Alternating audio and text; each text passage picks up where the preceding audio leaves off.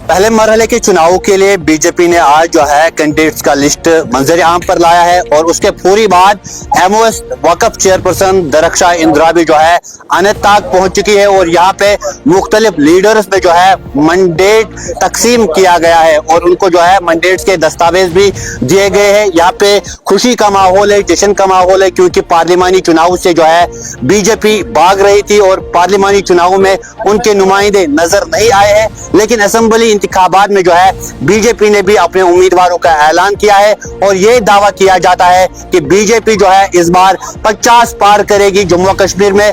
इनका ये भी दावा है कि जम्मू से 35 और यहाँ से 16 कुल मिला के 50 पार होगी बीजेपी। फिलहाल देखने वाली बहुत बात होगी कि असेंबली इंतखाबात की दंगल में किस हद तक भाजपा कामयाब होगी।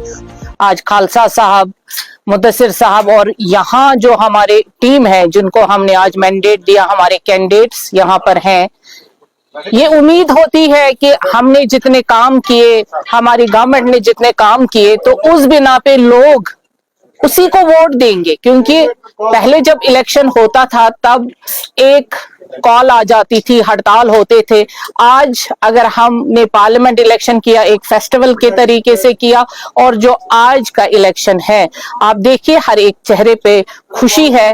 कोई अल्लाह न करे कोई ऐसी हालत नहीं है जैसे पिछले सालों में होती थी। हम यकीन रखते हैं और उम्मीद करते हैं कि यहाँ के लोग, कश्मीर के और जम्मू के लोग ये जानेंगे कि किस तरह से प्रधानमंत्री जी ने जो वादे किए थे, हमारी गवर्नमेंट ने किस तरह से पूरे किए, और जो अमन, खुशहाली और प्रॉस्पेरिटी है उसको वोट करेंगे। जो हमारे कैंडिडेट मैदान में उतरेंगे, हमें उम्मीद है ये कामयाब हो जाएंगे। एक तरफ अलायंस है, दूसरी तरफ दीगर सियासी जमातें हैं, तो बीजेपी इस दंगल को किस तरह देखती है?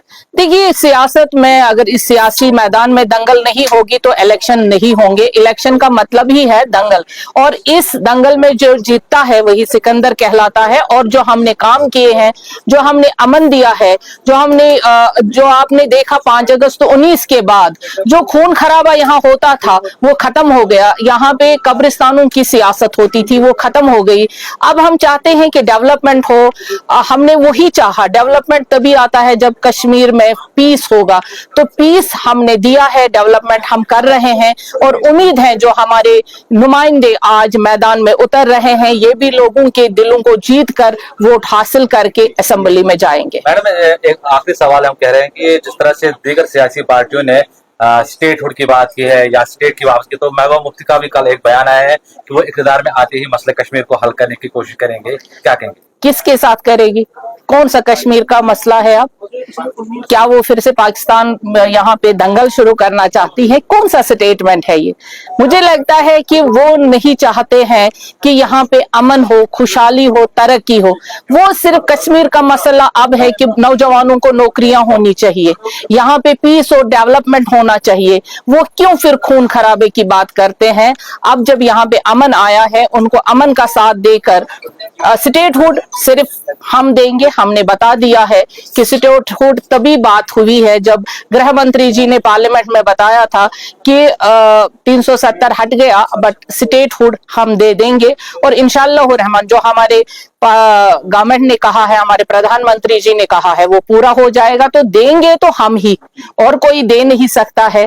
पार्लियामेंट में इनका कोई है नहीं। जब तक पार्लियामेंट में आपके लोग नहीं होंगे, जब तक आप पार्लियामेंट में, सेंटर में आपका इक्तदार नहीं है, ये वादे हुए कि बानिहाल से उधर तक ये हवा जाएगी नहीं। और जो ये बातें करते हैं, ये पहले 45 साल जो इन्होंने यहाँ पे 75 साल बताया है लोगों को, ये वही बातें करते हैं। इनको अब डेवलपमेंट, नौकरी और पीस की बात करनी चाहिए ताकि कश्मीर आगे बढ़े, पीछे मुड़ के ना देखे।